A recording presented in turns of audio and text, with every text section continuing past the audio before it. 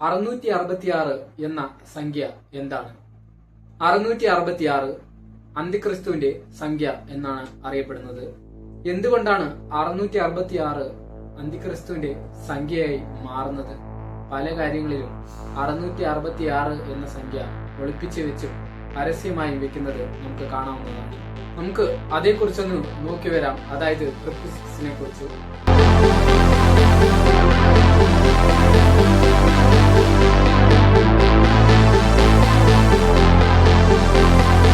ബൈബിളിൽ പുതിയ നിയമത്തിൽ വെളിപാടിന്റെ പുസ്തകത്തിൽ ഇതേപ്പറ്റി പരാമർശിച്ചിട്ടുണ്ട്. അന്തിക്രിസ്തുവിന്റെ സംഖ്യയാണ് 666. നമ്പർ ഓഫ് ദി ബീസ്റ്റ് എന്നാണ് ഈ നമ്പർ അറിയപ്പെടുന്നത്. ബൈബിൾ പ്രകാരം 7 എന്ന സംഖ്യ ദൈവത്തിന്റെ പൂർണ്ണതയെ അടയാളപ്പെടുത്തുന്ന ഒരു സംഖ്യയാണ്. അതായത് 6 ദിവസം ഭൂമിയും മറ്റെല്ലാ കാര്യങ്ങളും സൃഷ്ടിക്കപ്പെടുകയും 7-ാം ദിവസം വിശ്രമിക്കുകയും ചെയ്തു. ഇതുകൊണ്ടാണ് 7 എന്ന സംഖ്യ പൂർണ്ണതയുടെ ഒരു ചിഹ്നമായി ബൈബിൾ പ്രകാരം കണക്കാക്കപ്പെടുന്നത്. എന്നാൽ 6 ദൈവത്തിന്റെ പൂർണ്ണതയിലെത്താത്ത മനുഷ്യന്റെ അപൂർണതയെ സൂചിപ്പിക്കുന്നു. ചരിത്രപരമായി ഈ സംഖ്യയ്ക്ക് മറ്റൊരർത്ഥം കൂടിയുണ്ട്, അതായത് 666. പുരാതന ഹീബ്രു ഗ്രീക്ക് ഭാഷകൾക്ക് അക്ഷരങ്ങളിൽ പ്രത്യേക സംഖ്യാമൂല്യങ്ങൾ ഉണ്ടായിരുന്നു, അതായത് ന്യൂമറോളജി. ബൈബിളിലെ പുതിയ നിയമം എഴുതപ്പെട്ട കാലത്ത് ക്രിസ്ത്യാനികളെ അതിക്രൂരമായി പീഡിപ്പിച്ചിരുന്ന ഒരു ചക്രവർത്തിയായിരുന്നു നീറോ സീസർ. ന്യൂമറോളജി പ്രകാരം നീറോ സീസറിന്റെ അക്ഷരങ്ങൾ കൂട്ടിയാൽ കിട്ടുന്ന തുകയാണ് 666. അന്നത്തെ കാലത്ത് ചക്രവർത്തിയെ പരസ്യമായി എതിർക്കുവാൻ കഴിയാത്തത് കൊണ്ട് ന്യൂമറോളജി പ്രകാരമുള്ള 666 എന്ന സംഖ്യ കോഡ് ഭാഷയായി ഉപയോഗിച്ചിട്ടുണ്ടായിരുന്നു. നീറോയുടെ തിന്മയും ക്രൂരതയും ഈ നമ്പർ സൂചിപ്പിക്കുമായിരുന്നു. 666 എന്ന സംഖ്യയ്ക്ക് നമ്മൾ ജീവിക്കുന്ന കാലഘട്ടവുമായി എങ്ങനെയാണ് ബന്ധപ്പെട്ടിരിക്കുന്നത്? അതേക്കുറിച്ചുള്ള ബന്ധം ബൈബിളിൽ തന്നെ പരാമർശിച്ചിട്ടുണ്ട്. അതായത് ലോകം മുഴുവൻ ഒരു ഒറ്റ സംവിധാനത്തിന്, അതായത് ഒരു ഒറ്റ ഭരണത്തിന് കീഴിന് വരുന്ന ഒരു കാലഘട്ടം, അതായത് വൺ വേൾഡ് ഗവൺമെന്റ്. ഇങ്ങനെയുള്ള ഒരു സംവിധാനം നിയന്ത്രിക്കുന്നത്, അതായത് ലോകം മുഴുവൻ ഭരിക്കുന്നത് നമ്മൾ കാണുന്നത് പോലെയുള്ള ഭരണ സംവിധാനങ്ങളിൽപ്പെട്ട ആൾക്കാരല്ല, മറിച്ച് ചില രഹസ്യ കുടുംബങ്ങൾ. അവർ ആരാധിക്കുന്നതാകട്ടെ സാത്താനെയും. ചില കുടുംബങ്ങൾ എന്ന് പറയുമ്പോൾ അവയാണ് ഇലുമിനാറ്റി. ഒരുപക്ഷെ ചിലർക്ക് ഇത് വിശ്വസിക്കാൻ ബുദ്ധിമുട്ടുണ്ടാകും, അതല്ലെങ്കിൽ ഞങ്ങളിൽ ചിലർക്ക് ഇലുമിനാറ്റി എന്താണെന്ന് പോലും അറിയില്ലായിരിക്കാം. എങ്കിലും ഇലുമിനാറ്റി എന്നാൽ ചില രഹസ്യ കുടുംബങ്ങൾ അടങ്ങുന്ന ഒരു ഗ്രൂപ്പിനെയാണ് വിളിക്കപ്പെടുന്നത്. 666 എന്ന സംഖ്യ ഒരുപാട് കാര്യങ്ങളിൽ രഹസ്യമായും പരസ്യമായും വെച്ചിരിക്കുന്നത് കാണാവുന്നതാണ്. ഈ സീക്രട്ട് സൊസൈറ്റിയുടെ കീഴിൽ വരുന്ന കാര്യങ്ങളിലാണോ 666 എന്ന സംഖ്യ ഉൾപ്പെടുത്തിയിട്ടുള്ളത്? അങ്ങനെയുള്ള ചില ലോഗോകളാണ് ഇത്.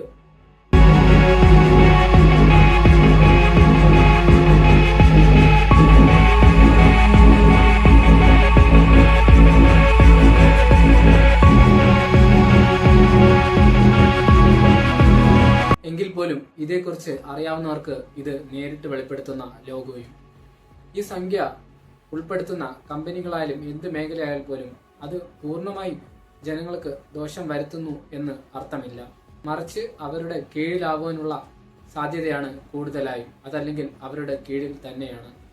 പല പ്രമുഖ കമ്പനികളിലും ഈ ഒരു സംഖ്യ ശ്രദ്ധിച്ചു നോക്കിയാൽ കാണാവുന്നതാണ്.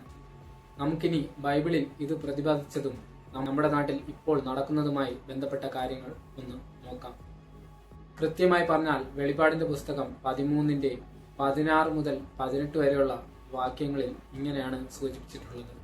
ചെറിയവരും വലിയവരും, ധനികരും ദരിദ്രരും, സ്വതന്ത്രരും അടിമകളുമായ എല്ലാവരുടെയും വലത്തു കൈയിലോ നെറ്റിയിലോ മുദ്ര കുത്തണമെന്ന് അത് നിർബന്ധിച്ചു. മൃഗത്തിന്റെ നാമമോ നാമത്തിന്റെ സംഖ്യയോ മുദ്രയടിക്കപ്പെടാത്തവർക്ക് കൊടുക്കൽ വാങ്ങൽ അസാധ്യമാക്കുവാൻ വേണ്ടിയായിരുന്നു അത്. ഇവിടെയാണ് ജ്ഞാനം ആവശ്യമായിരിക്കുന്നത്. ബുദ്ധിയുള്ളവൻ മൃഗത്തിന്റെ സംഖ്യ കണക്ക് കൂട്ടട്ടെ. അത് ഒരു മനുഷ്യന്റെ സംഖ്യയാണ്. ആ സംഖ്യ 666. ഈ ഒരു വചനഭാഗവും ഇന്ന് നടക്കുന്ന കാര്യങ്ങൾ ഡീകോഡ് ചെയ്തെടുത്താൽ തന്നെ കാര്യങ്ങൾ പിടികിട്ടും. അതായത് ഇന്ന് 666 എന്ന സംഖ്യ ഇല്ലാതെ ഒരു ഇടപാടും നടക്കുന്നില്ല എന്ന് വേണം പറയുവാൻ. ഒരു ഉദാഹരണമായി സാധനങ്ങൾ വാങ്ങുമ്പോൾ അതിലുള്ള ബാർകോഡ് ഒന്ന് ശ്രദ്ധിച്ചിട്ടുണ്ടോ? ഈ ബാർകോഡുകളിൽ 666 എന്ന സംഖ്യ ഒളിഞ്ഞിരിപ്പുണ്ട്. ബാർകോഡുകളുടെ തുടക്കത്തിലും മധ്യഭാഗത്തും അവസാന ഭാഗത്തും സ്കാനറിന് റീഡ് ചെയ്യുവാൻ വേണ്ടി നീളമുള്ള 3 വരകൾ കൊടുത്തിട്ടുണ്ട്. ഇവ സൂചിപ്പിക്കുന്നത് 666 എന്ന പാറ്റേണിനെയാണ്. ഇത് യാദൃച്ഛികം മാത്രമാണെന്നാണ് ബാർകോഡുകൾ രൂപകൽപ്പന ചെയ്തവരുടെ വാദം. എന്നാൽ അത് അങ്ങനെ തന്നെയാണെന്ന് വിചാരിക്കുക. അതായത് തീർത്തും യാദൃച്ഛികം. ആരും അറിഞ്ഞുകൊണ്ട് ഇതിൽ ഇടപെട്ടിട്ടില്ല. പക്ഷേ ബൈബിളിലെ വചനങ്ങൾ പ്രകാരം 666 എന്ന സംഖ്യയുടെ ഇടപെടലുകളില്ലാതെ ഒരു ഇടപാടുകളും ഈ ലോകത്ത് നടക്കുന്നില്ല എന്നുള്ളത് യാഥാർത്ഥ്യമല്ലേ? അങ്ങനെ യാഥാർത്ഥ്യമാകുമ്പോൾ ഇതിനു പിന്നിൽ ആരും പ്രവർത്തിച്ചിട്ടില്ല എന്ന് എങ്ങനെ പറയുവാൻ കഴിയും? ഇത് ഒരു വശം മാത്രമാണ് പറഞ്ഞത്.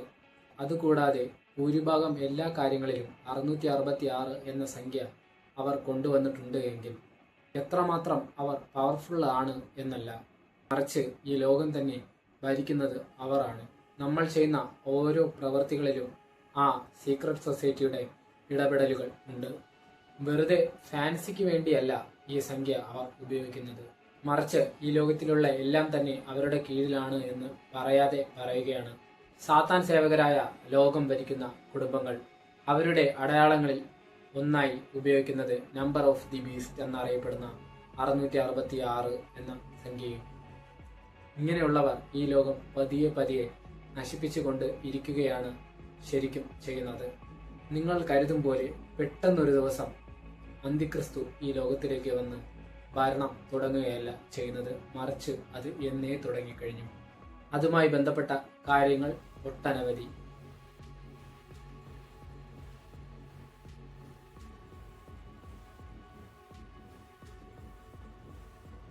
എന്നാൽ ആരും തന്നെ ഇത് വിശ്വസിക്കാൻ തയ്യാറാവുന്നില്ല എന്നുള്ളതാണ് യാഥാർത്ഥ്യം.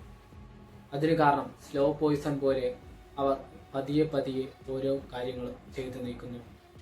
അതിൻ്റെ ഒരു ഭാഗമായി തന്നെ ജനങ്ങൾ മാറുകയും ചെയ്യുന്നു. അതുകൊണ്ട് തന്നെ ആരും ഇത് ശ്രദ്ധിക്കുന്നില്ല, മനഃപൂർവ്വം ശ്രദ്ധിക്കുന്നില്ല എന്ന് വേണം പറയുവാൻ. നമുക്ക് വീണ്ടും മറ്റൊരു വീഡിയോയുമായി വീണ്ടും കാണാം.